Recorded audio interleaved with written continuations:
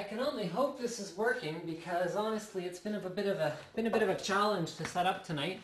I had to move locations and I've completely changed the way that I'm doing the whole live capture thing. So traditionally, I mean I can't really call it traditional if I've only really been doing this for a month, but traditionally I'd been using a Shuttle PC. Actually, I'm gonna go find it because I'm like super mad at this computer right now. I'm not impressed at all. So I have been using, sorry for the noise, this Shuttle PC. This is a, some phone's going off. Right here, this one.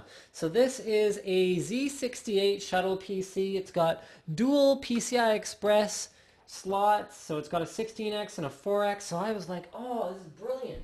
So I can just make like a dual HDMI capture PC, and then like it'll be awesome because it'll be super portable and like awesome and stuff. And what ended up happening is with my Blackmagic Intensity Pro HDMI capture cards, it was causing blue screens. It was causing just general incompatibility. Like I would know that I had the settings right, and then it just wouldn't work at all. And it ended up that the problem was actually just some kind of maybe a PCIe timing incompatibility or something like that, and it just did not work. So what I did was I threw the two capture cards into a different motherboard. In this case, it's in a P8Z77V Premium, and everything is working 100% fine. And I really hope that this stream is working. This is my first time checking on Twitch to make sure it's actually going. And it looks like it is, so yay, excellent. Crank up the volume. Crank up the volume? Is that a consensus? Crank up the volume? And yes, I'm sorry I'm late, guys. I'm very sorry. I was having some trouble that was not good. Okay, some people are saying volume is good. Some people are saying volume is low. So I'm going to go ahead and turn it up a little bit. I'm just going to turn it up a little bit. Turn it up a little bit, okay? Just a little bit. I'm just going to go over here. I'm going to adjust the camera. Audio level. Here we go. Let's turn it up that much. Okay. Alright, so I'm going to try talking again. How's that sound to you guys? We good? We good? Alright. Yes, I know there's an echo. You know what? Too bad. There's nothing I can do. All my ears. People are either saying, okay, you know what? Forget it, you guys. I'm leaving it the way it is. Just turn your volume down. It's really hard. What was I saying? Right, yes. I know the echo is terrible. I'm 100% aware of that. Trust me. The reason that the echo is terrible is that the room I'm in has, okay, you know, I'm just gonna go over to the camera here, and I'm gonna show you guys the room I'm in, and hopefully I'll be able to actually fix the, here, I'm just gonna change the camera completely to auto mode because I know nothing of how cameras work. I can't even find the auto mode button. Yeah, there it is. Camera, auto mode. Okay, so I'm gonna show you guys the room that I'm in. I'm actually gonna turn this way. So this is a bare wall. This is a hardwood floor. These things are bad for echo. Very bad. That's my drying machine. And that's my cat carrier. Rumble had to go to the vet today. He's been throwing up, so that's not good. Here's like videoception. Here's my light. Here is the room that's on the other side of the camera. So if you guys have watched any of my recent videos, you may recognize, you know, this table, and well, there's always gear sort of lying around here. This table and this fireplace and couches. So yeah, see these though? Bare walls, and see, that looks like a carpet, but more hardwood flooring. So the problem with hardwood flooring is that it is very terrible for echoes. So I had a lot of people suggest in the video that I uploaded before with the new set that I wear a lapel mic. And what those people apparently didn't seem to notice is that I was wearing a lapel mic. So Well, while I appreciate the suggestion, hold on, I'm just going to get the focus right here. While I appreciate the suggestion, what they should have noticed in all the high def glory that was the new style video setup, I had a lapel mic on my shirt. So the lapel mic does address the issue of the sort of the echo, because it's not a shotgun mic that's so far away from me, but it does not address the problem where if I'm turning to one side or turning to the other side, the volume changes up and down. So what I really want to do is get a boom mic set up so that it can sit kind of just out of the shot right here. So I can use a shotgun mic that's very close to me, but then not have to worry about which direction I'm facing exactly in order to get some kind of even microphone sound going on. Sorry guys, it has actually been the longest week ever, and hopefully at some point I'll be able to share with you guys exactly what was going on. But yes, it's been very, very tough. People are asking for the warehouse sale preview. So the only thing I can think of right now is that if I were to upload the warehouse sale preview, then I'm just a little bit concerned that it will affect the streaming here that's going on. So why don't we just try it and see what happens? So the warehouse sale preview is just on my SD card here. You guys can come along for the ride if you want. See, this is my new way of switching between camera views. See, I can switch here. So you can see I'm going to go into my SD card and I'm going to upload this. And you guys are going to have to let me know in the Twitch chat, hopefully, if that just has totally destroyed the streaming. Are we still good? Are we still good? Okay. Sweet. Looks like no one's complaining yet. So NCIX October 20th, warehouse sale extravaganza. See, this is how I upload videos. It's actually not rocket science, this whole YouTube thing. You just gotta sort of keep at it and make lots and lots and lots of videos. So visit this link for more. Whoa, I spelled it wrong. For more details. Whoa. So I actually had a guest film the warehouse sale preview.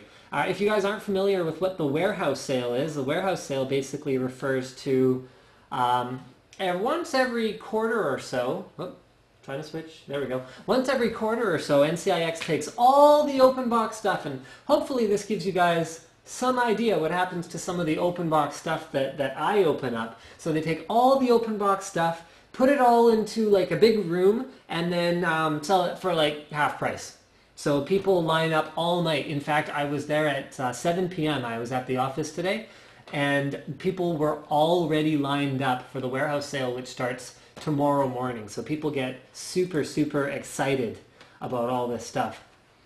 People are asking how long the live stream is for. The live stream is going to be until about 10:30 my time. So it'll be about an hour and a half so far. Why don't we take some time and do some Twitter questions? So I'm not sure how well this is going to work tonight because this is going to be a problem. Okay, you know what we're going to have to do is we're going to have to rely on Twitter on this screen here because I'm using two computers to capture as opposed to how I'm normally using a single computer to capture and use Twitter. So see, I'm using this laptop for my own view.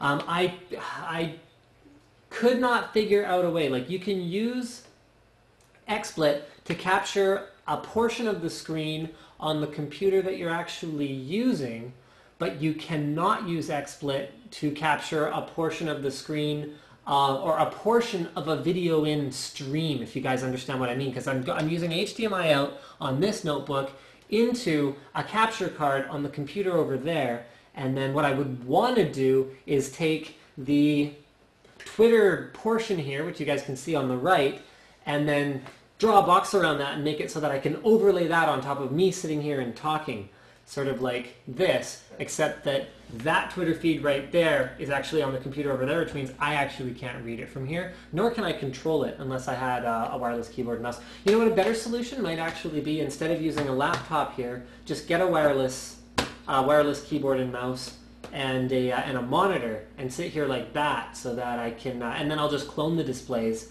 and then I'll be able to monitor things more closely. I think that'll be a better solution in future, but we're learning things every week, and at least we've got the awesome new camera to use. I actually haven't done any fine-tuning with the lights today. I think I look a little bit washed out, but I've got Diesel coming over this weekend, and he's going to be giving me a big hand with all of the, well, fact that I don't know how to use a camera. And he'll be getting everything all fixed. Everything you guys saw shot already. So all of like the new set stuff. So here, let's just go back to the YouTubes. Oh, that's what happens if you spell YouTube wrong. All right then.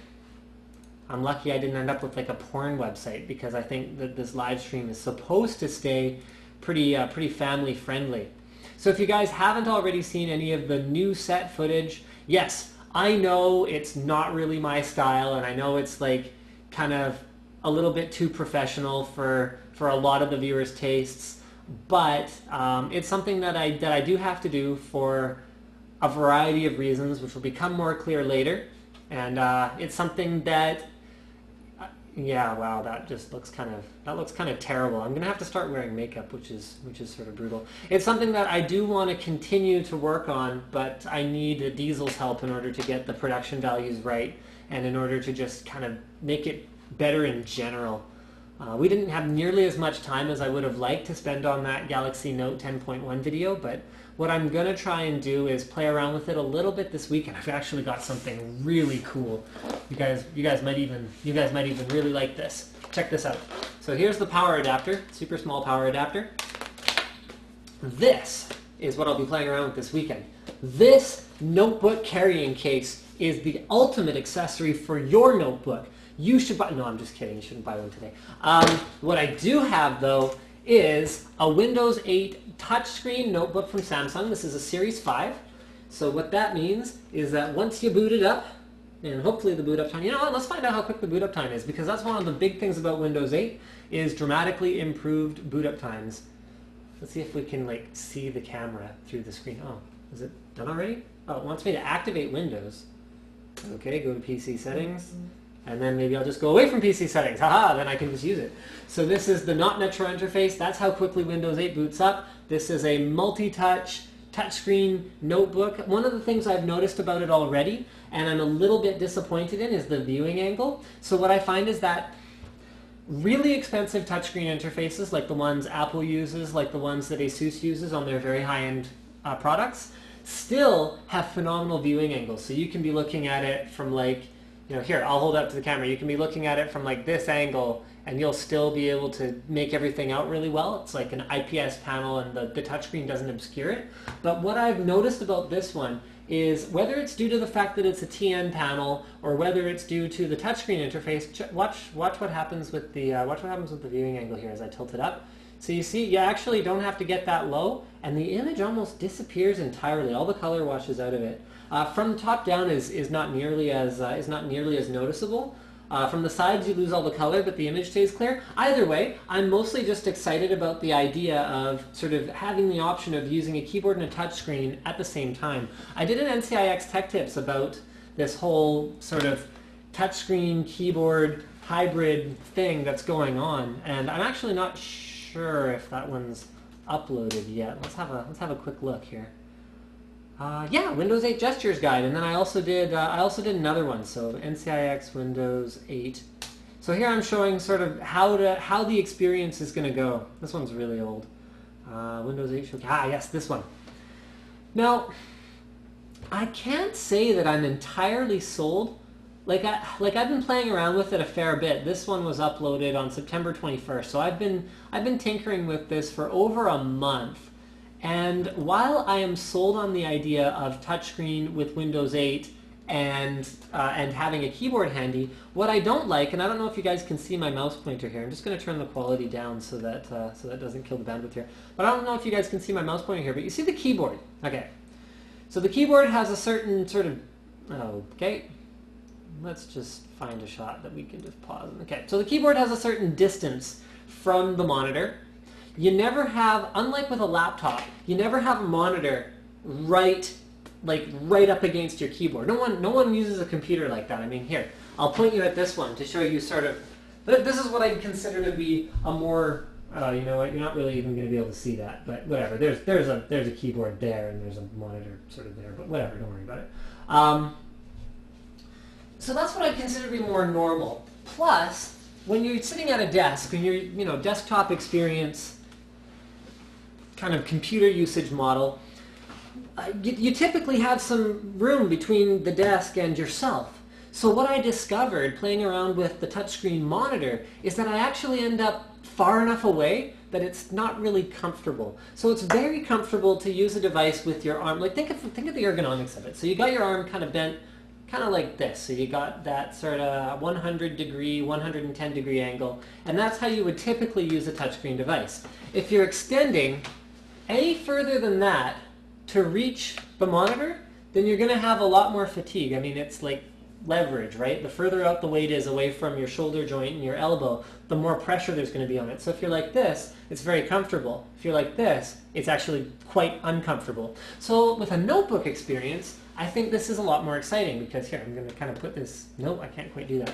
Okay, I'm going to put this here because with the notebook experience, you're sitting this far away from it, which means I can reach it with what I'd consider to be that optimal arm bend without it being uncomfortable. So I'm not, I mean, yeah, no one knows what the future holds in terms of Windows 8 and the adoption rate and what it's going to mean to everyone. But I can tell you guys, I have already found myself once in a while sort of reaching towards the screen of my computer and realizing it's not a touchscreen because I'm so used to using a smartphone and a tablet. People are asking for Q&A. So I think it's time to do some Q&A here. Let's go ahead and switch to the Twitter feed, which, come on, really? Really? Oh, for crying out loud. Okay, Twitter. Here we go, guys. One new tweet. Really? That can't be right. Am I not signed in? Oh, I'm not signed in. Well, that won't work. Linus Tech. And what is my password? Let's hope that's it. And that is apparently not it, which is sort of bizarre because I changed it like 2 minutes ago because I wasn't able to sign in, and I'm very, very sure that that's the correct password. So you guys are going to have to, I'm sorry, but you're going to have to bear with me here for a second while I reset my password, which is ridiculous.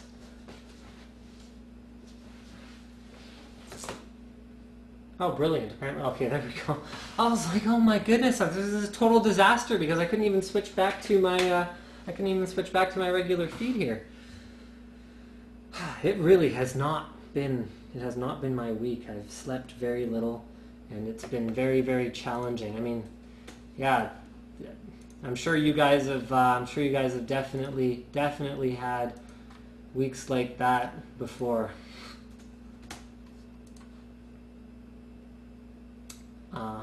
Okay. Now they're going to send me a message, apparently. At least I hope so. Because I'd love to do some Q&A right now. Because that's sort of usually pretty simple to do. I'm just stalling for time. I had people asking about my shirt before. They think it's an everyday I'm shuffling shirt, but actually it's a badminton joke. And the badminton joke is every day I'm shuttling. See? So it's like badminton shuttles, and then he's holding a badminton racket. So it's slightly different, but it's just a bit of a joke based on the party rock anthem song that is pretty good if you're into that sort of thing.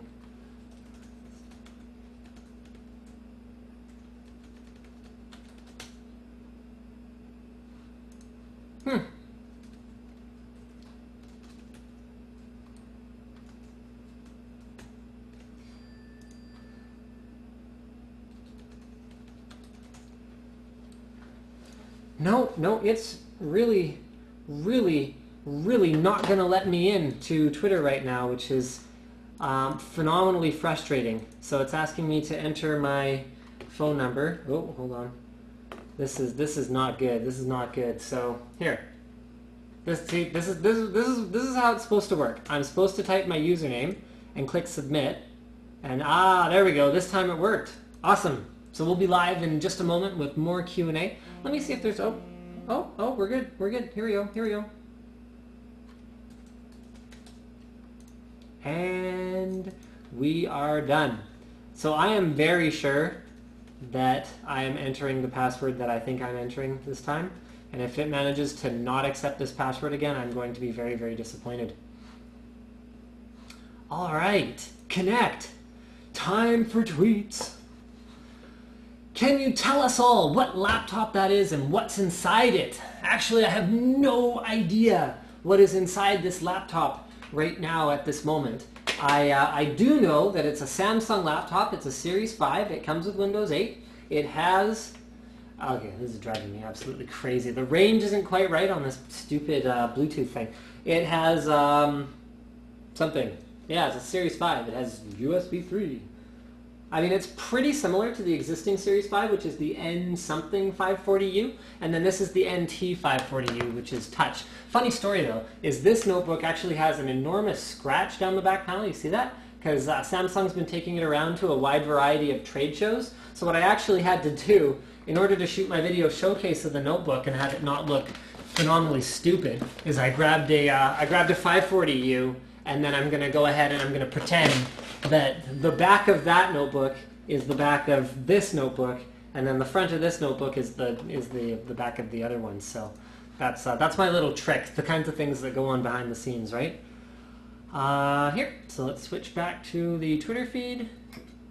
What video card manufacturer would you say is best for a novice? Well, whether you're a novice or an experienced, whatever it is that you are, so maybe you mean you're a novice buyer, novice gamer, I don't know, doesn't matter. Video card manufacturer is just whoever manufactures your video card. So guys like EVGA, ASUS, MSI, these are all very good choices. XFX, if I had to pick sort of my top 4, those would be them. It's very hard to go wrong with any of those guys at all. Make the best gaming PC under $600. Really, guys, I get a lot of questions about what is sort of the best option for a PC for a given price range, and what I usually I mean, honestly, guys, I get literally hundreds of messages every day, and people are often asking me sort of long, complicated questions.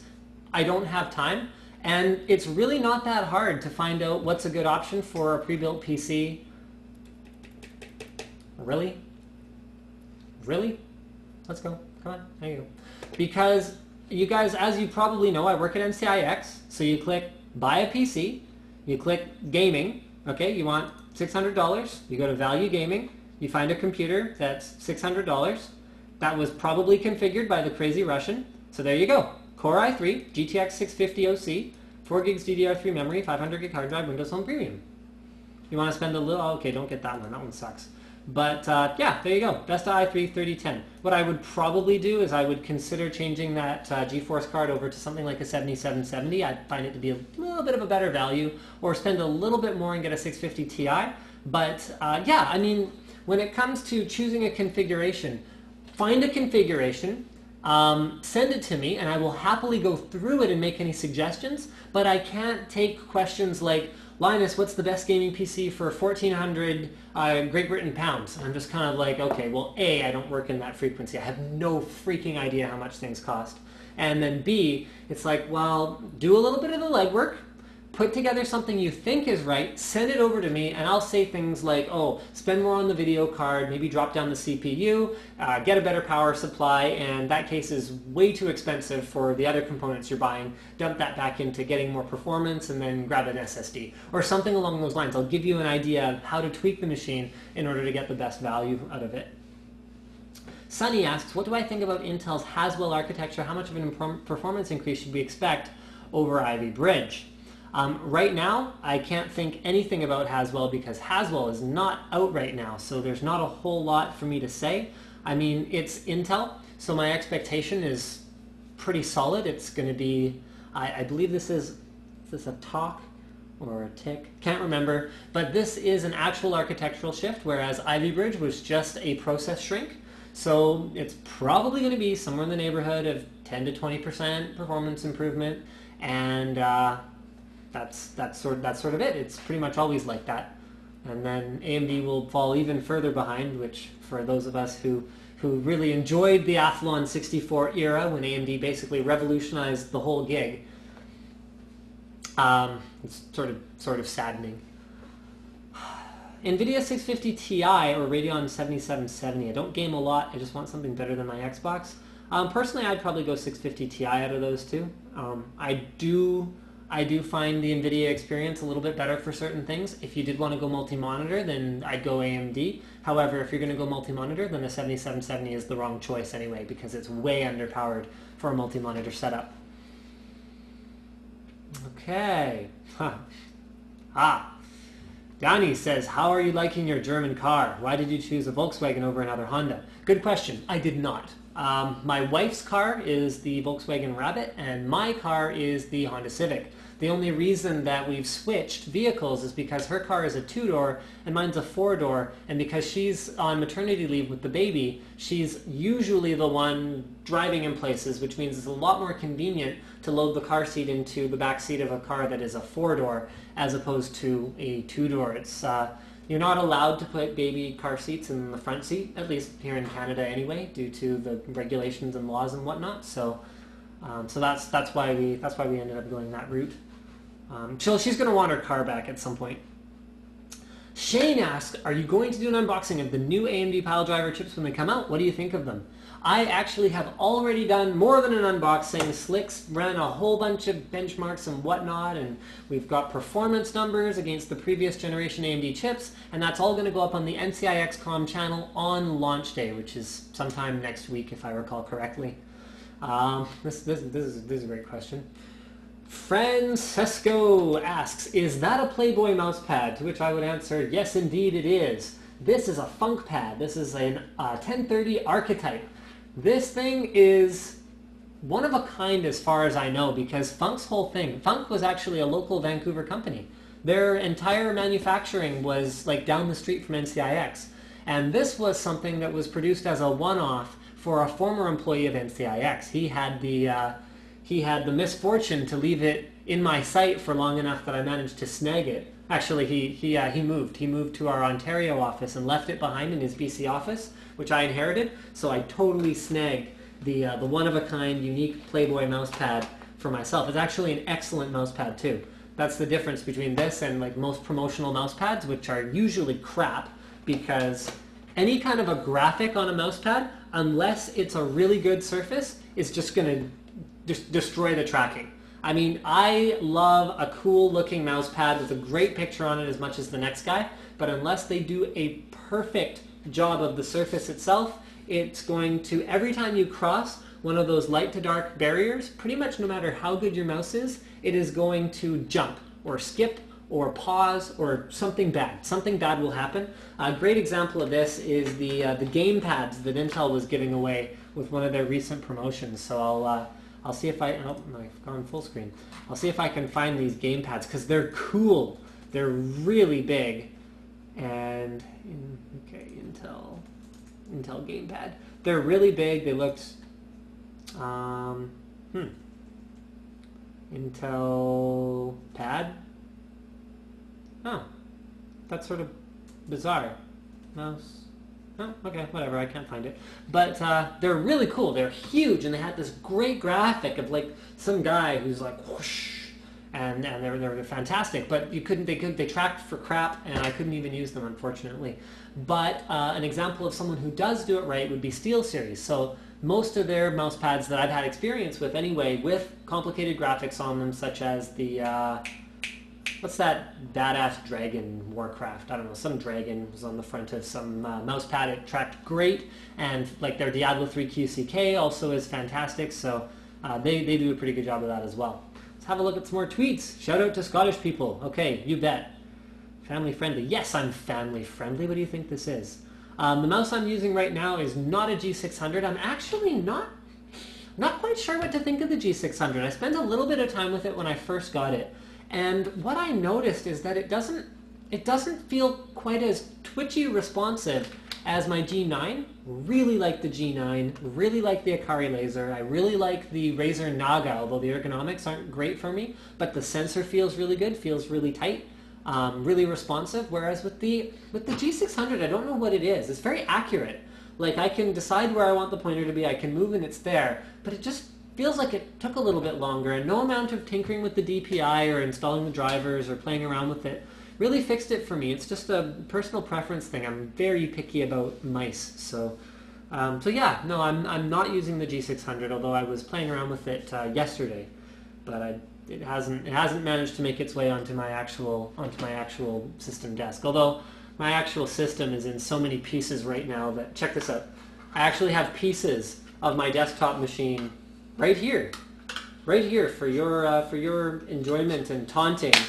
during this very live stream. See, these are my boot drives, and then these are the rest of my boot drives.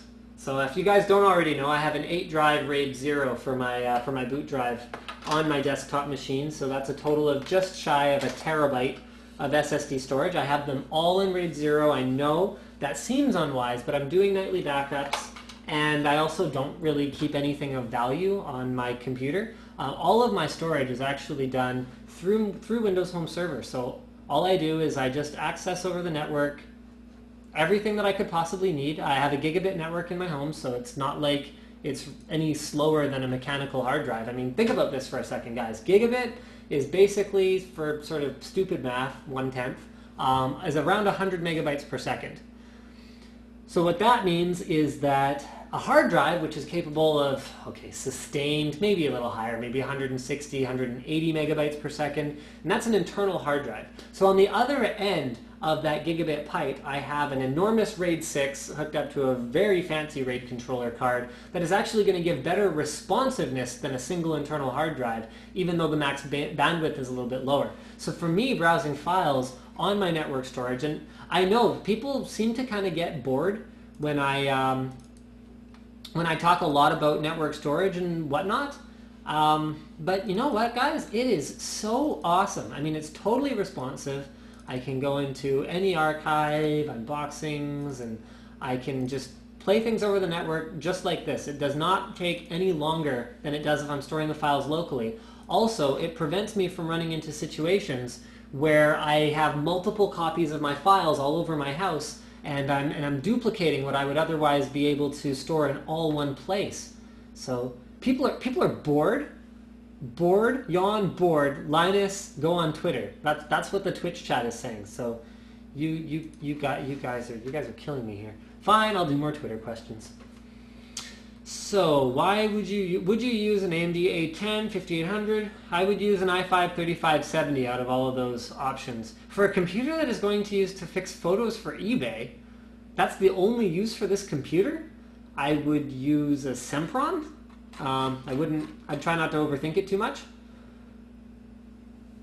Okay. Any good mice that are left-handed or can be used left-handed that you know of? Yeah, SteelSeries has a couple good ones. The Sensei is probably the best option for an ambidextrous mouse that has a fantastic sensor, good software. And let's move along to the next Twitter question. No, I haven't had a chance to use the Phoenix Nisita mouse. Haven't used the Razer Ouroboros either. I haven't even heard of that. Have big hands like small mice. Live on Vancouver Island, so Staples is the only real testing place for mice. Best smaller mouse. If I was buying a smaller mouse today, you know what? The G9 is really not that big, so that might be an option for you. If you take a lot of the weight out of it, it has the removable weight cartridges inside. So I don't know if you guys have used a G9 before.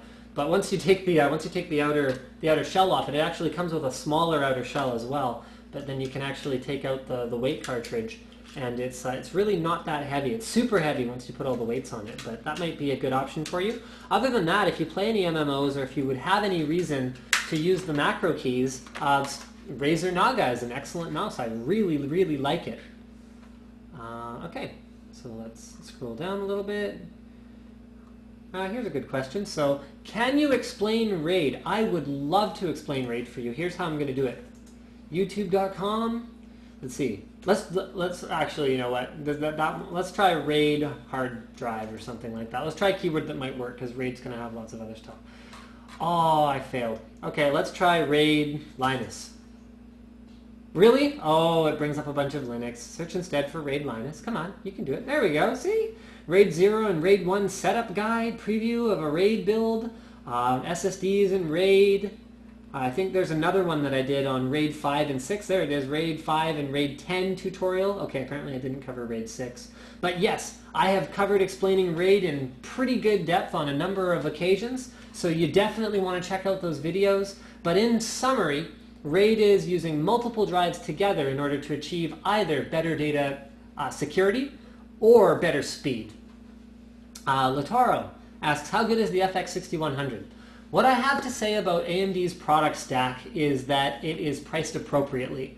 I saw a really interesting news article where someone was talking about how, holy crap, AMD's new chips, because there's lots of leaks in terms of pricing and performance and all that stuff.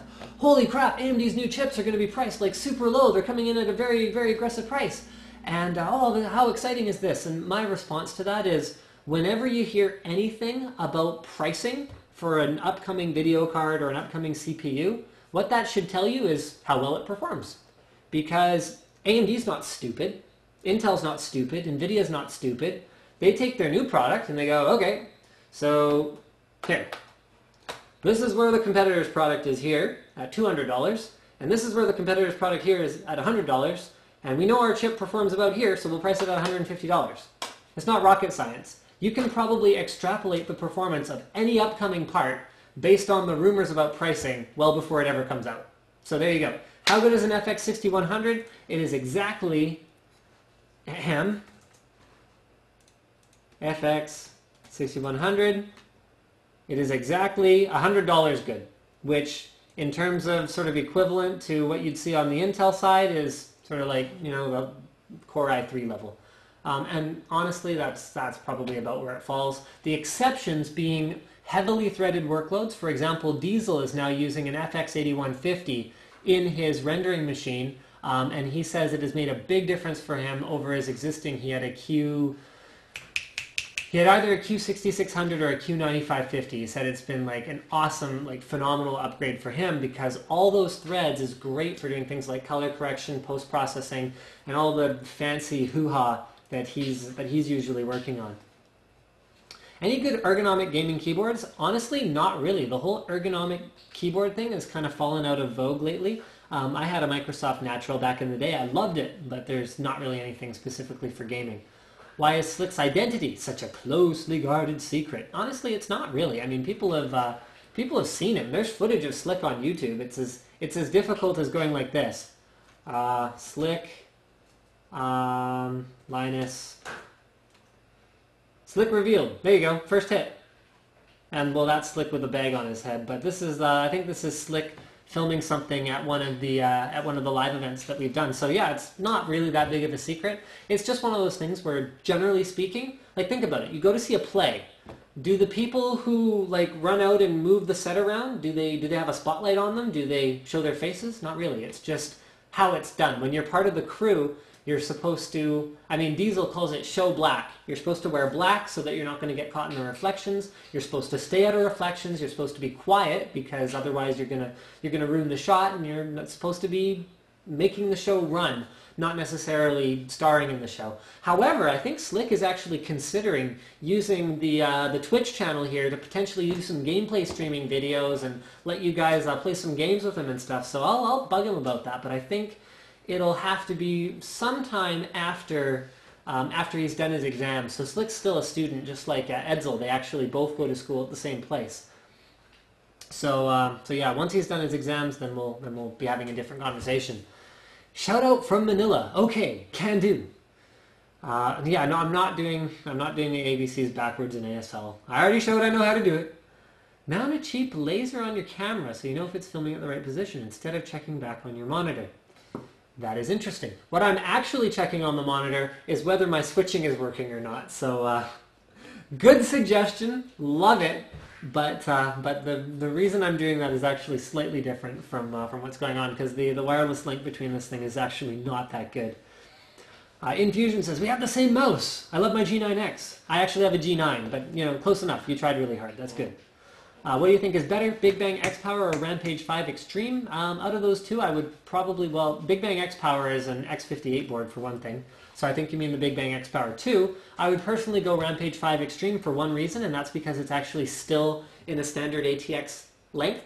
whereas the Big Bang X Power 2 is an XL ATX length and really doesn't fit in a lot of cases. I mean, there are cases it fits in, but I like the Silverstone TJ07. I like not being locked to sort of 5% of the cases that are out there because of the length of my motherboard. I prefer going the other way around. Do you think the 650 Ti is a good bang for the buck? Yeah, it's good. Do you think it would perform well as an eGPU? Electronic GPU? Maybe he means external GPU with one of those enclosures? Not quite sure what he means by eGPU, so I tried. Have a time-pressured extreme PC building and modding contest with Slick against Logan and his team. You know what? Probably not a bad idea. That kind of thing would be very, very fun. So I'm not going to say that that's not something that will happen in the future. Speaking of things that will happen in the future, I don't know if you guys are familiar with the PC Per podcast, or if you're familiar with PC Per in general. So PC Perspective is a website on the internets, and they have a podcast, and I will actually be making a guest appearance on that podcast next week. So if you guys want to tune in, that's cool. If you don't want to tune in, honestly, that's cool too. It doesn't really make that much of a difference to me. So that'll be on the 25th, I believe. It's every Thursday. I don't even know what time it is. I think it's around noon my time. So noon my time is whatever time it is your time. Get a world clock. You know what? There's a widget in Windows, so you just like add that time zone clock to the side of your thing, and then you won't have too much trouble with that. Moving right along, more Twitter. And I knocked over my keyboard that I use for switching. Awesome. I'm like a rock star today. This is amazing. You use many different web browsers, including Opera. Yes, I do. The reason I do that is because I have many different Google accounts. And while you can now, although I don't believe you used to be able to do it, while you can add additional Google accounts signed in under the same browser, I find it actually less convenient to use it that way than to just have 5 different browsers that are all logged into 5 different Google accounts and just kind of remember. I mean, I remember Firefox is for Linus at NCIX, Internet Explorer is for NCIX Tech Tips, Chrome is for Linus Tech Tips, Safari is for Linus Cat Tips, and then Opera is sort of a utility one if I need to log into one of my other variety of Gmail accounts. Use 6950 or new 7870. You know what? I'd probably go with the new 7870. 7870 is a great value these days, and it can overclock like a boss. George says it's the first time tuning in live. Thank you for tuning in live, George. I appreciate it very, very much. What would you recommend for cheap and efficient power supply? You know what? You've probably narrowed it down to one of the best choices out there. A lot of people ask me for power supply advice and then totally ignore me. They ask me for power supply advice and I say, get a high efficiency 650, 550, 750 watt power supply. And they kind of go, oh, Linus, what do you think of this 1000 watt 80 plus platinum? And I kind of go, well, it's a good power supply, but based on the configuration you showed me that's going to suck 250 to 300 watts from the wall maximum, you're actually going to be getting worse efficiency out of a higher capacity power supply than you would out of a lower capacity one. It's not about buying the biggest power supply. It's about buying the most optimized power supply. So if you're getting a single GPU gaming rig, an EA 650 Platinum is actually an excellent choice. Way to go. Wow. Gideorson? I don't know. If anyone can pronounce that, you get 3 points on the internet. I'm interested in network storage. That's fantastic, Andreas. George asks, best silent fans. I get this question a lot because I'm a bit of a silence dork. Noctua F. Where is it? Noctua, where is it? Something F12. There you go. Buy this. Just buy it and be done with it. This is an amazing fan. It is just amazing in every way. It sends the air where you want it to go. It has awesome static pressure. It's magical. If you hate the color scheme, there are other options out there. Bitphoenix Spectre Pros are pretty good. Gelid Wings are pretty good. Be Quiet fans I've heard excellent things about, and the one that I checked out was excellent as well. So there are other options if you absolutely... Scythe Gentle Typhoons are awesome as well. Most of them you're going to have to undervolt. The Noctuas come with all the adapters you need to run them super quiet, and I'm just so impressed with Noctua every day, all day, every day, that I just recommend it anytime someone asks me for the best silent fan. What's your thought on dual radiators in a water-cooled build, and what kind of heat would it require for them to be useful? Honestly, you can take advantage of a dual rad with just a CPU loop. Single rads are not good enough, and it's pretty simple physics, to be perfectly honest, because heat dissipation is all about surface area. And I'm sorry, I'm kind of walking away because I'm trying to figure out if I have a heat sink anywhere around here that I can show you guys. So heat dissipation is surface area. And then you have fans applying moving air to that surface area to carry the heat away. So what that means is that if you have a radiator that has less surface area than a heatsink, then it should stand to reason that the performance of said radiator will actually be less than a heatsink. People ask me all the time about like Corsair H60. H60, great product. Makes your system look tidier. It looks nice. It has water in it. Doesn't perform nearly as well as tons of air coolers on the market because it's so little surface area. Oh, what it does do is it removes a fan from your system, although it adds a pump, so it's, from a silence perspective, I don't even know if it even makes sense. So it's got this tiny, tiny surface area. What it does have as an advantage is the ability to draw heat away from the CPU more quickly because it's using water. However, if you can't dissipate that heat from the radiator fast enough, the water just warms up and warms up and warms up until it reaches an equilibrium point where the water rushing around the loop is at 45 degrees. And then even if it's holding it, even if the CPU block is efficient enough to take 45 degree water and keep your CPU at 70 degrees, then I mean, fantastic, you got a 70 degree CPU. That's not better than air cooling. So I really recommend if you're going to get a pre-done water cooler, get an H80, get an H100. A dual rad makes a huge difference. And then a thick rad makes a big difference as well. However, if you really want to go water cooling, the way to do it is to get a custom loop. Custom loop is awesome, and the way that bosses do it. Trying to change my thing here. I hate this thing. I have a better wireless keyboard, but I used this one because I thought, because it's really low profile, it would be awesome. But this is not working tonight. Going to test the 7H, thanks to you. Good job. Should I buy the Fanatic or the normal one? There is no difference. Oh, apparently there's a little difference with the ear cups. Okay, I have no idea. It's the same headphones. When I use the 7Hs, I personally prefer the pleathery ear cups as opposed to the fabric ones. So if you're interested in my thoughts on it at all, then I would probably go that route. Do you think AMD will beat NVIDIA with the blah, blah, blah with the 8000 series? You know what? It doesn't matter. It's the same old thing every time.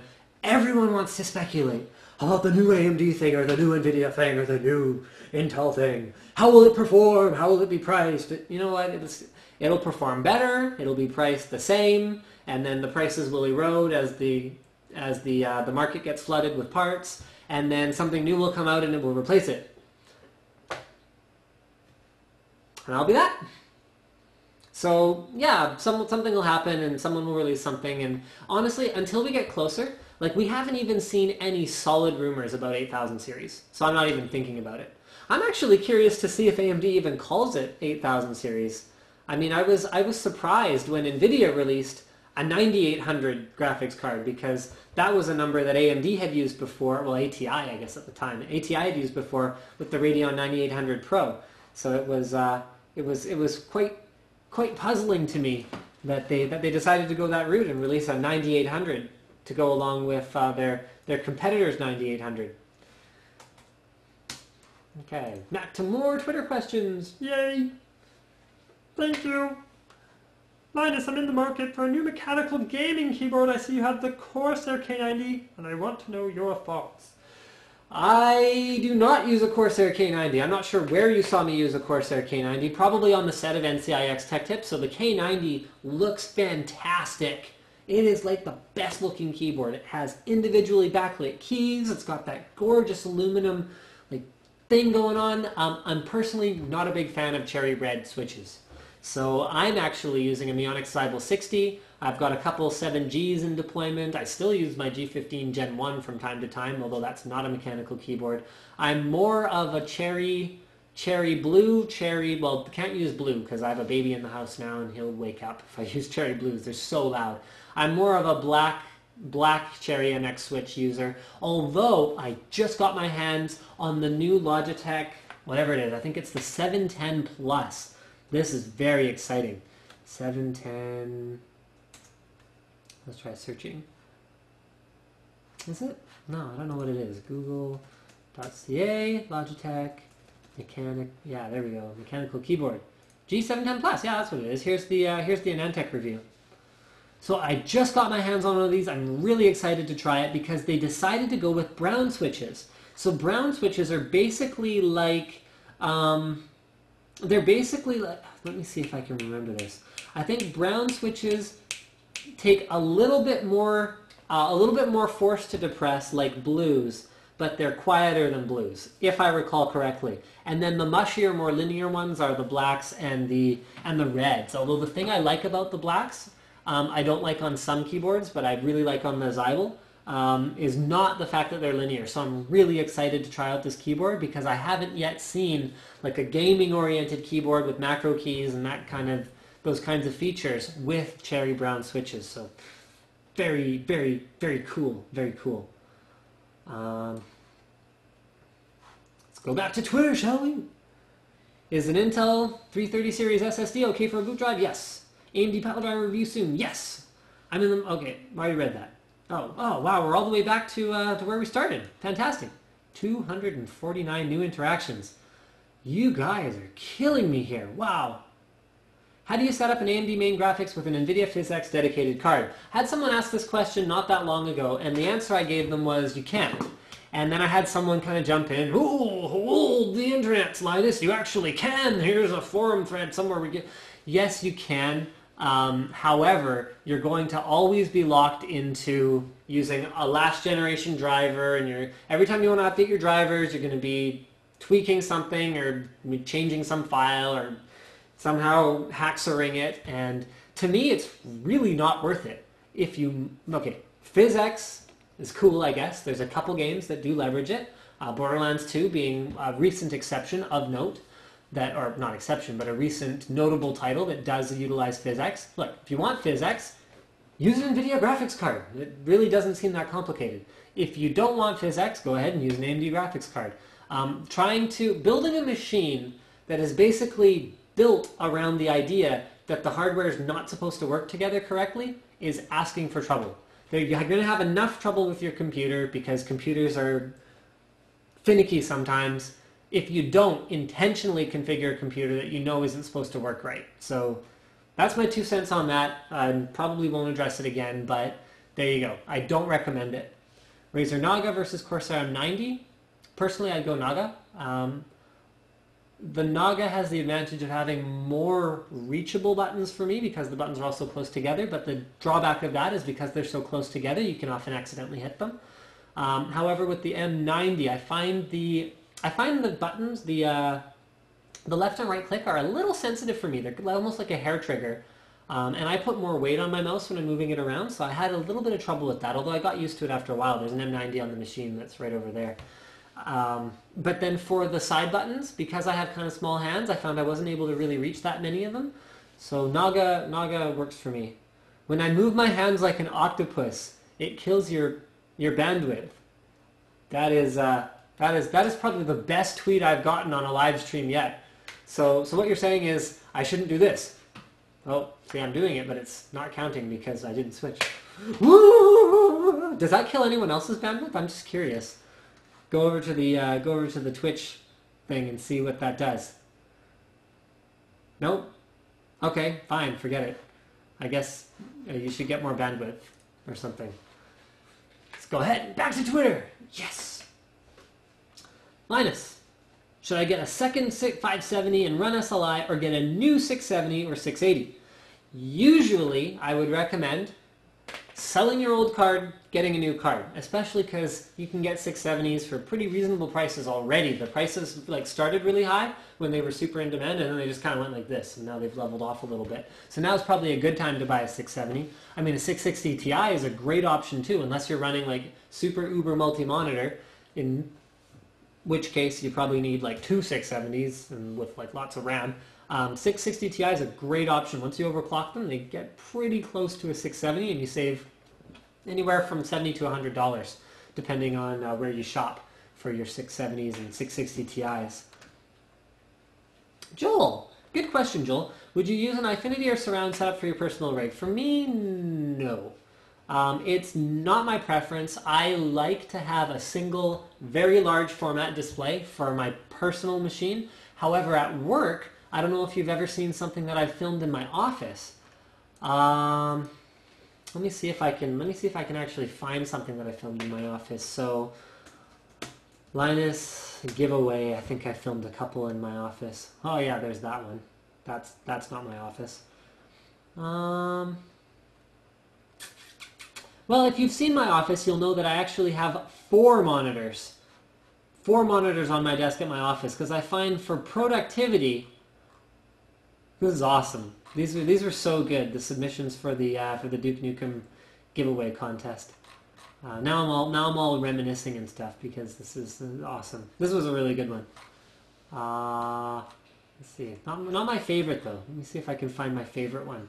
Should totally just play this for you guys. You know what? You won't have audio anyway, so I guess it doesn't really matter. But for work, multi-monitor, awesome. Prefer it. For gaming, I prefer a single monitor because I find the peripheral experience doesn't really add that much for me personally. Got a good liquid cooler suggestion. Get the H100. There you go. Sorry, should go back to Twitter. How are high-end USB DACs compared to internal cards? Often actually better. If you can find a super awesome USB DAC, then you will get the advantage of having it completely removed from all the interference that's bouncing around inside of a computer chassis. And you will also have the advantage of, well, I mean, come on guys, sound doesn't need a huge data rate. USB 2 is A-okay. So you got it removed. You can also have the added space of having a larger enclosure. So something like an Asus Essence 1 would be an example of a product that would leverage both the lack of interference. Oh my goodness, it's Linus Videoception. The lack of interference and the extra space. So Essence 1, and it sounds so good. I actually did a video about this thing at one point. It only does headphones or 2.1 speakers. That's it, but it does do upsampling, and it just sounds amazing. So my new audio setup is going to be, once I finally get my personal rig back up and running, is going to be the Essence 1 for my headphones, the Corsair SP2500s running off my Zonar Zent, so my sound card, and then I'm going to have the Thunder FX that got included with the Maximus 5 formula for my microphone in, because it has an awesome like ambient noise canceling thing. So if the baby's crying, it's got a microphone on the front that hears that the baby's crying, and then that's not my voice because it also has a microphone jack, and it'll just cancel it out. It's really freaking cool. So that's going to be my new setup. I'm just a little bit too far away. Change, please. Ah! Ah! Ah! Come on. There we go. Awesome. Watched all videos and reviews I could find. Still can't decide on a good headset to complement Zonar DX D2X. Get a 7H. Bam. Can you shine some light on microstutter and SLI and ways to prevent it? There's nothing you can do to prevent it. And personally, I don't really see it, so I can't comment on it too much. Some people really see it, some people really don't. Are you still considering to launch a Europe store or shipping to Europe? I feel left out about not being able to buy. What I said was, you never know what the future holds. I didn't say that that's happening. So, yeah, let's not read too much into things. All right, first time watching from John Salisbury. What do you think about Gigabyte GPUs? They seem noticeably absent from every GPU review of yours. Yeah, they're good. Nothing wrong with them. It's just that whatever I get sent oftentimes is what I'll take a look at. And for me, I guess it comes down to personal philosophy, because for me, go, thank you. For me, I find stuff like this, youtube.com, kind of pointless. And I mean, I love Paul. but I'm sure that he had to do this. Where they've got, like, look at this. 1 reference card, 2 reference cards, 3 reference cards, 4 reference cards. Oh, man. I mean, it's tedious. Here, another reference card, what is that, 5? 5 reference GTX 680s? I mean, that's cool and all, but are they really different? Do you really care? If I take the MSI one and I go, okay, here's the MSI one, it's pretty ballin'. Here's the Galaxy one, it's got a different color sticker. I don't think you guys want to see that. I think that if you subscribe to this channel for the point of seeing a different video every day, I would be doing a disservice if I uploaded the same video card 5 times in a row with a slightly different package and a slightly different sticker. Now, when we come into video cards that are unique, then we've got a different thing going on. So for example, the 7970 Matrix, because it is so cool and so unique, justified its own full performance review and close look on the NCIX Tech Tips channel.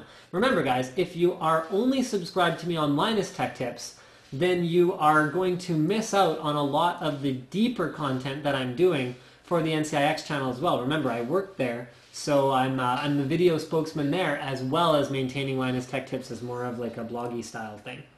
So this is apparently going to run in 1080p, which is probably a little bit much for what we're doing. This was also one of the first videos where Diesel started doing some of these really cool things with the new camera.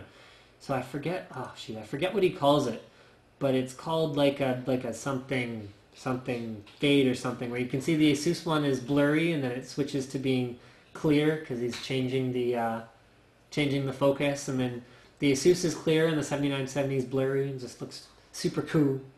But yeah, so what it comes down to is if there's something unique and different about it, then sure, yeah, I don't mind taking a look at more than one card. But when we're talking Asus Direct CU, MSI Twin Frozr, and Gigabyte WindForce, we're talking dual fans, some heat pipes, some aluminum fins. You want to see that 5 times? I mean, okay, hey, if you want to see that 5 times, let me know. And I can totally change my policy, and I can start doing it differently. But if you don't want to see that 5 times, then that's cool too. I have never watched Breaking Bad, to someone who asked if I'm a fan of the show. So I've heard it's great, but I have so little time these days that I haven't managed to watch TV in a very long time. I hardly find time to watch my weekly Zero Punctuation, and that's like 5 minutes long. What type of case should I get for under 170 full ATX? I don't know, Define XL is probably not a bad choice. I really like the Define XL, but I hate it when people ask me what case to get without giving me any context.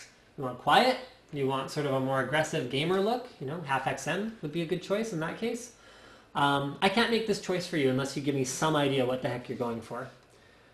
I'll be doing another giveaway at some point, maybe soon. Maybe I'm filming something this weekend. No promises or anything though. When your son gets older and all his friends are getting consoles, will you build him an amazing rig and make them cry? Before all his friends are getting consoles, he'll already have an amazing rig, and I'll encourage him to take his amazing rig over to his friends' houses, and it'll be like so massive and heavy that he can just drop it on their consoles and literally crush them, because the PC as a gaming platform literally, well, doesn't literally, but crushes console. So yes, he will fully understand the value of the PC as a gaming platform versus consoles, because consoles are for console people. Which is pretty much all you need to know about them. Nah, I'm just kidding. You guys who play games on consoles, you're cool too. Luke asks, H100 or an HD14 and a 600T? I would go with the H100 personally. Get Ivy Bridge now or wait for Haswell? Impossible to say. So many people, again, ask me these questions. I don't know, because I don't know how Haswell performs. I don't know how much it costs. So you guys are asking me to solve for, okay, so, see, this is a great example. Algebra. So x, let's say x is yes and y is no or something. So solve for this yes or no variable, and then you've got like the current thing, and then you've got the future thing, which is also a variable. So actually I can't solve for this variable without knowing this variable. So those of you who are like, well, have at least completed a high school level math course will know what I'm talking about. Linus, what's the input lag like with the Asus PB278Q like? Very good, actually. For a 2560 by 1440 monitor, outstanding. Color's excellent. Little bit of motion blur. Not bad though. Really like it. Great monitor. Kudos to Linus. I'm going back to sleep. Okay, good night. I guess he's probably gone by now since that was 7 minutes ago. Would an i3-3220 last me until Intel Skylake? Wow, this is taking it even further. Check out this tweet, guys. So I was just talking about how I can't speculate on the next platform that's coming, and I'm being asked about something that's not even due to be released for 3 years. Come on, Jason. Will it last you? I don't know. I mean, it's impossible to say how multi-threading aware games are going to become without knowing what the heck you're doing with your computer. Like, are you going to be rendering 4K videos? In that case, your i3-3220 is going to get squished like a bug.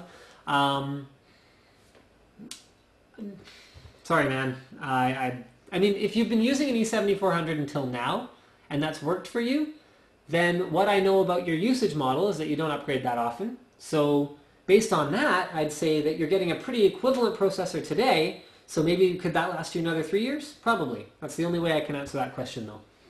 Is an overclock 670 better than a stock 680? Yes, but you could also overclock a 680, so there you go. Any experience with any of the Cyborg gaming mice or keyboards? I played around with a Rat something or other, which is that? Yeah, it's Cyborg now, I think. They changed their branding not that long ago, so it's very confusing. But, yeah, it was okay. Felt good. Sensor felt good. I didn't really like the modularity of the mouse, because I can personally find mice that are comfortable for me already, and I found it just it's kind of weird. But lots of people like them. I'm not meowing on the live stream, thanks to Eduardo for his suggestion there. Oh, sorry, I'm not on the Twitter thing. Please meow. No, thank you.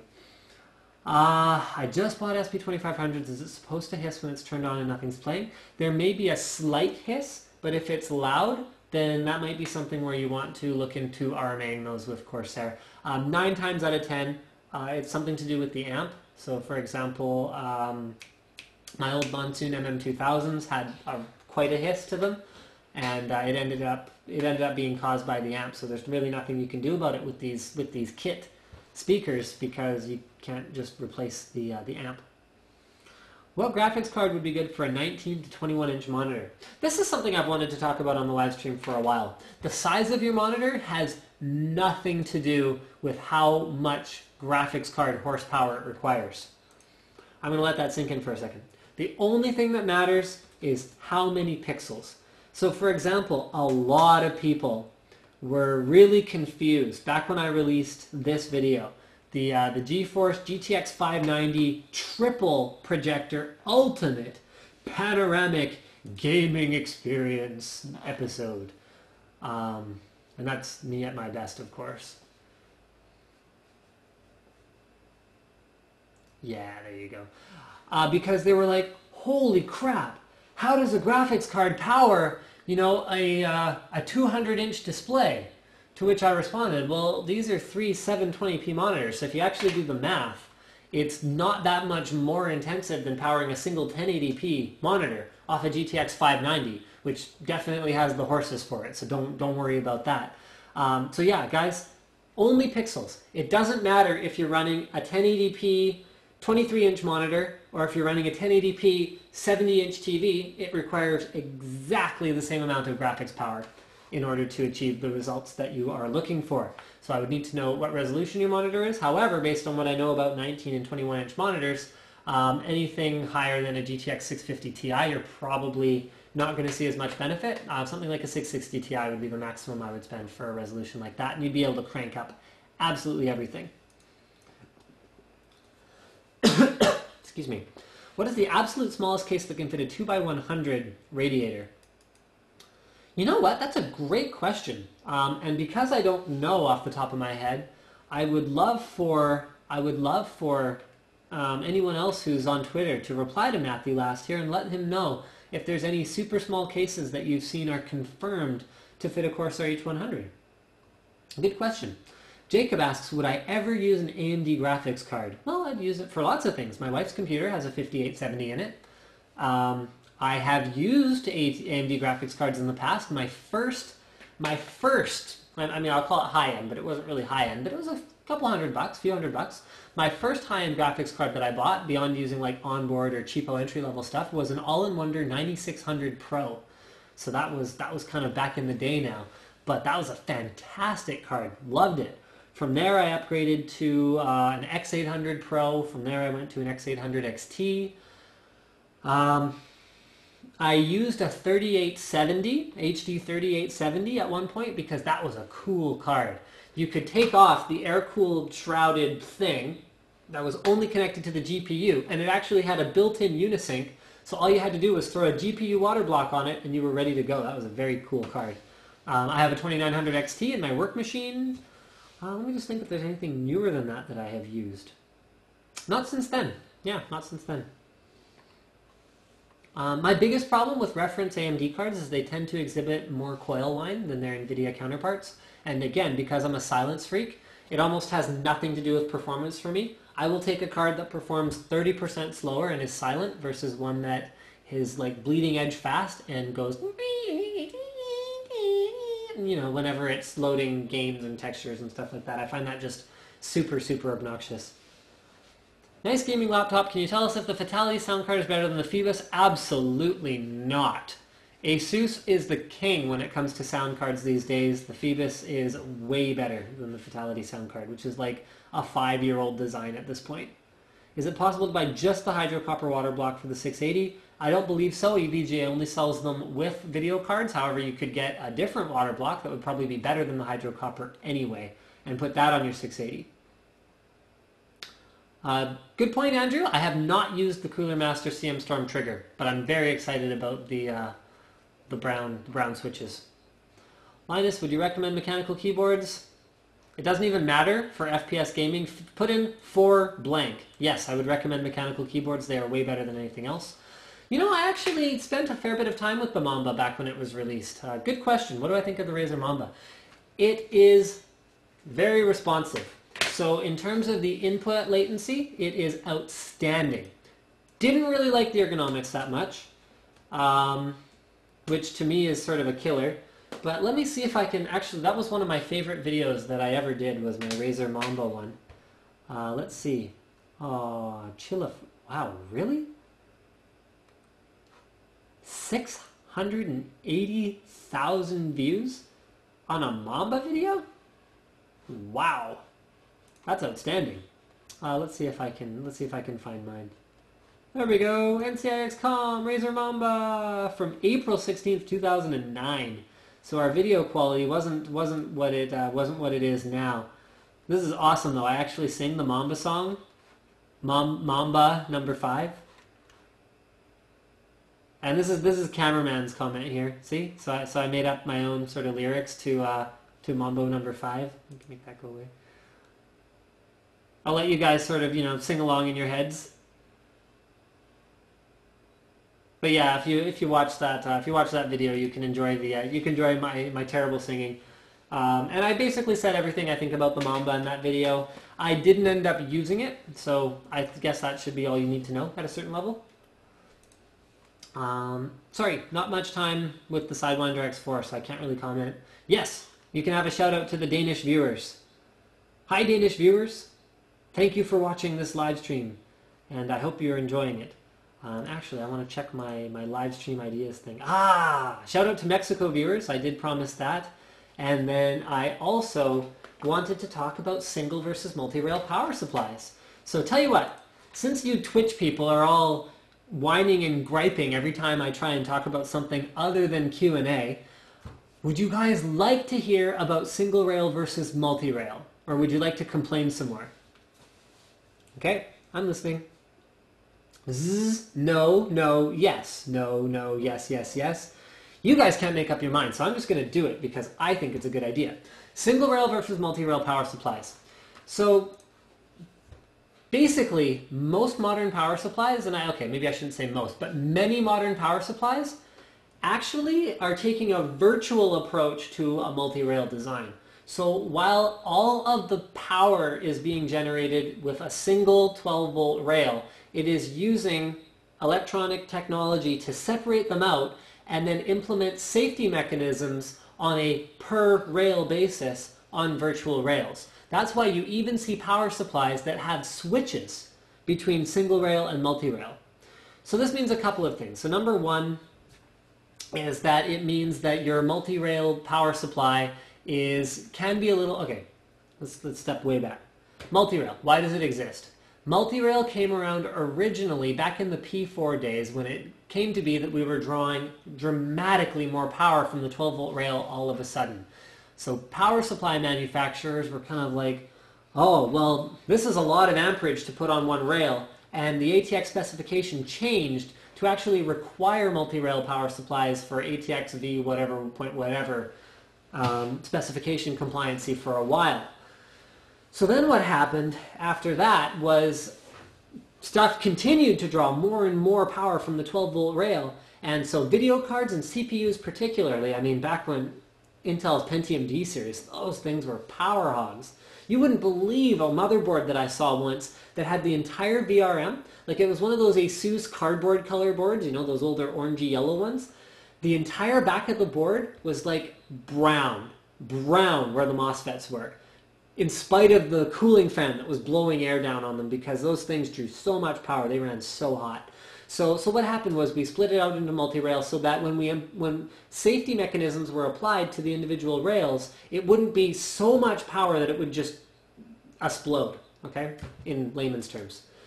Then what happened, we started drawing more power from the 12-volt rail, and we started running into issues where if the manufacturer didn't implement multi-rail correctly, if you plugged in your CPU and then your GPU accidentally, because it was all Molex powered back then, so your CPU and all your hard drives, you had them all running off the same rail on the power supply, even though you had a 450 watt power supply and your system only drew 300 watts from it, you could run into situations where your system would just power down as soon as you got under gaming load. And that caused a big problem for gamers, and we started to see single rail power supplies come back to prevalence. I mean, guys like PC Power and Cooling have sort of always been all about single rail. Corsair has stayed predominantly single rail for their very high-end stuff. XFX is single rail on their high-end stuff, especially now. However, that issue's pretty much gone. I mean, even power supplies like Antec's High Current Quattro, was it? Or High Current Pro? High Current Quattro. It was a multi-rail design, but I was still, because they've added more sort of overflow onto each individual rail, so one rail, so just because you've got, like, let's say 100 amps total and then you got 10 rails, you don't go 10, 10, 10, 10, 10, 10, 10, 10, 10, 10, 10. It doesn't work that way. You can go, each of these rails can handle 22 amps maximum, but obviously you couldn't load them all up 22 amps because that would exceed the maximum total current capability of the power supply. So that means that you can sort of borrow power from one rail to another with the modern implementations of multi-rail designs in order to, whether they're virtual or whether they're real, in order to maintain that safety where you're not running so much power through one wire to the point where you can actually like melt connectors. It's happened. But you're able to borrow that power. So I was able to run dual Coolit Boreas liquid cooling tech units off of one of those power supplies in spite of its multi-rail configuration, and that's a couple-year-old unit now. So single rail, multi-rail, which is the right choice? Personally, I don't think about it too much. I buy the power supply that I like in terms of, you know, cable management, in terms of the cooling, in terms of how quiet it is. The XFX one I'm using now and some of the Seasonic ones actually have a hybrid fan control, so if the load's under 50%, it doesn't turn the fan on at all. Yay. Perfect for silence freaks. That's basically like buying a 500 watt passive power supply. Awesome. Fan only turns on when you're gaming. Perfect. So it happens to be a single rail. Does it matter to me? Not really. I haven't heard too many stories of people's computers blowing up due to single rail power supplies. But companies like Antec that tend to do things very like by the book will probably continue to implement multi-rail, and that's fine too. So there. I hope that wasn't too boring for you guys, and that you haven't all like tuned out because I'm talking about power supplies. So let's go ahead and go back to Twitter and see if we can get this to switch. There we go. Graphics difference between VGA, DVI, and HDMI. VGA sucks. DVI is higher bandwidth than HDMI, and HDMI is lower bandwidth than DVI, which only matters if you're running a higher resolution. Ivan, I'm on broadband 250, but they haven't managed to fix my upload yet, so I'm only on 5 megabit up. So I'm actually calling Shaw tomorrow to complain about that and get the difference in price addressed by them.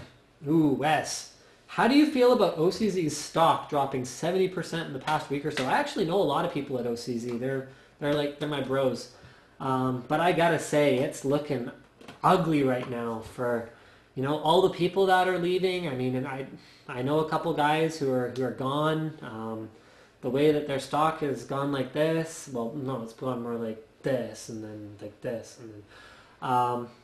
You know what? Great products. Vertex 4 particularly is just awesome. I mean, it was the first time they'd really released something that was truly their own. Revo Drive is kind of their own, but it's like their own implementation of like someone else's RAID controller and someone else's controller with someone else's firmware, whereas Vertex 4 at least had their own firmware on a Marvell controller. So I don't know. I hope they pull out of this. Maybe they'll get acquired. Maybe they'll figure it out. But if you're asking me if I'd invest in OCZ today, the answer is probably not. Would you recommend any hardware for interfacing recording live music? You know what? I'm not the expert on that, unfortunately. What do I think about Windows 8? I'm excited for the snappiness, the quick boot times, and all that good stuff, but I'm less excited for how unexcited other people are. Not a question, but please do a follow-up of some of the stuff you take a first look at. Some products are interesting to see me test. Right, up till now, the problem has been that I'm very time constrained. So I do have a full-time job at NCIX. For those of you who think that I make like $1 billion on YouTube and that's sort of how I make my living, it's really not how it works for me. I do have a real job, and then YouTube is like it's great and it's fun and it is part of my job, but it is not something that I can afford to spend more than maybe a day and a half a week. I mean, honestly, even doing things like live streams, if you guys sort of noticed what time it is, it's Friday night at 10:30. Do you think I'm on the clock for work? The answer would be no. So, I mean, I do this because I enjoy it, because it's fun, because, I mean, you guys have supported me so much, but I just don't have the time. So if in the future that changes, yes, I would be happy to do more in-depth looks at things. But for now, I'm going to have to pretty much stick with the way it is. If you want to see the more in-depth looks that I do, make sure you're subscribed to the NCIXCom channel. I haven't used those Enermax fans. Can you set up two-way Eyefinity? I really don't understand you saying. That's not what Eyefinity is. Eyefinity is 3 monitors or more, and then two-way. So GTX 560 doesn't support Eyefinity. Okay, if you're asking if you can run 2 monitors off of a GTX 560, the answer is yes. So there you go. What's the best power supply? Just grab like an HX 750 or something. It's a great choice for a configuration like that.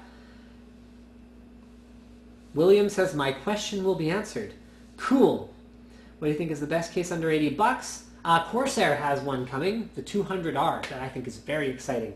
I haven't unboxed it yet. I haven't seen it in person yet, but I think that might be a great choice for around $80.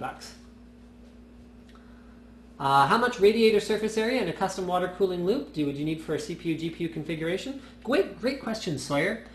Generally speaking, the rule that I follow is one 120 millimeter radiator per heat source at least, and then double that if you want a silent system. So if you have a CPU and a GPU, you're going to want at least a dual rad. If you want to run super low RPM fans and have like a silent system, you're going to want at least a quad.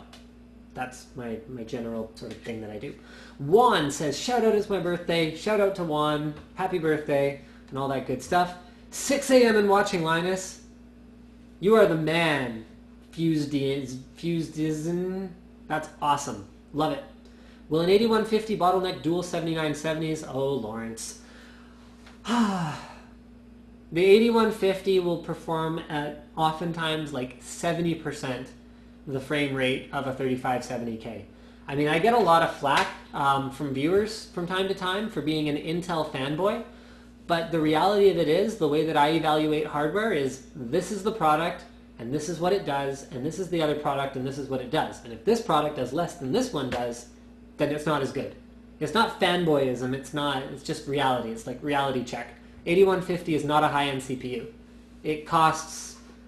See, this comes back to something I was talking about earlier. Why do things cost what they do? The 8150, they can brand it FX all they want, but the 8150 is $179.99 on sale because it is worth $179.99 on sale, in spite of the fact that it is an 8-core processor and it is an absolute beast when it comes to video editing, and that's all there is to really say. Linus, I'm buying a gaming mouse mainly for FPS games. Any advice? I don't know, SteelSeries Sensei.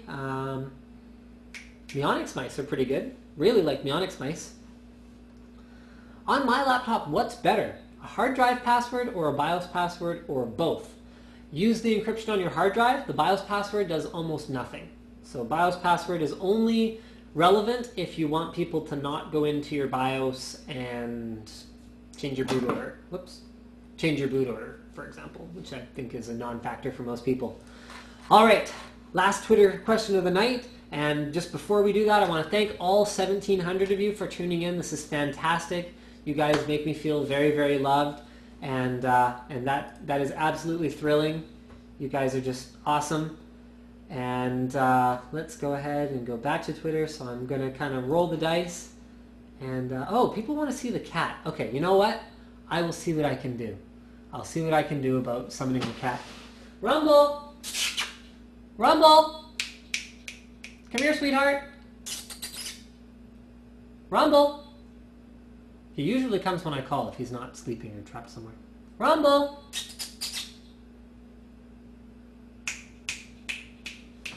And I usually use snapping when I'm pointing at like a bug or something I want them to kill. So they often come when I snap my fingers as well. Rumble! I hear him meowing. You know what? He might be trapped in a room. Okay, I'm going to bring Rumble for a guest appearance. I'll be right back.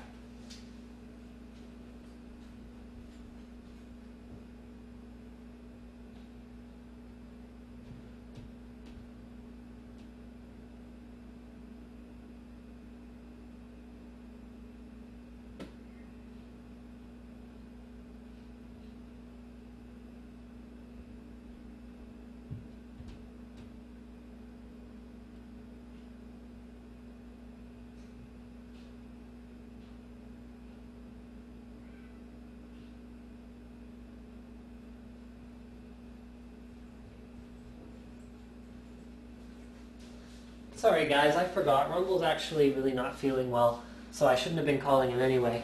But I brought Rocket to visit. Rocket, say hi to the camera. Rocket's really more camera shy than his brother. Say hi. See, this is my boy. So for those of you who aren't familiar with my cats, they are Bengals, which is sort of a cool breed that involves this kind of leopard print sort of thing that they got going on here. So hopefully this is HD enough that you guys can see him. So he is not a marbled Bengal, he is a spotted Bengal. You can get them in a variety of different sort of configurations.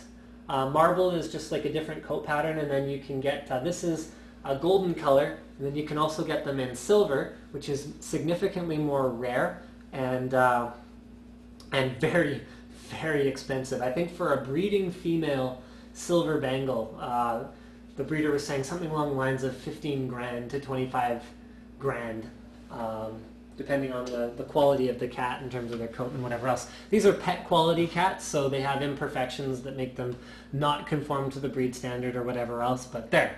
I brought my cat to visit. Hopefully you guys enjoyed that. And yes. And oh come on, the Twitch people are giving me a hard time. I'm not talking about my cat like it's an item. I mean, my cat.